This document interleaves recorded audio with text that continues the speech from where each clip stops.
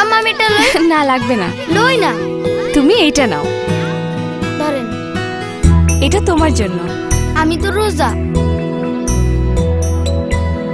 শোনো, সন্ধ্যায় আমাদের সাথে ইফতার করো।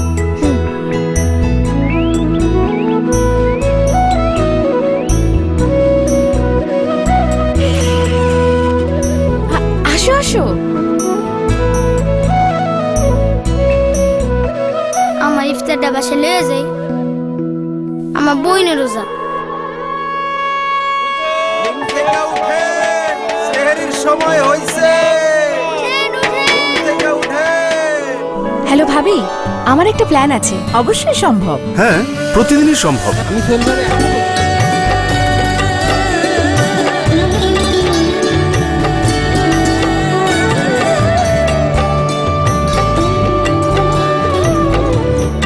পরস্পরের পাশে থেকে আমরাই পারি পবিত্র রমজানকে আরো সার্থক করে তুলতে। জ্বলে উঠুন আপন শক্তিতে,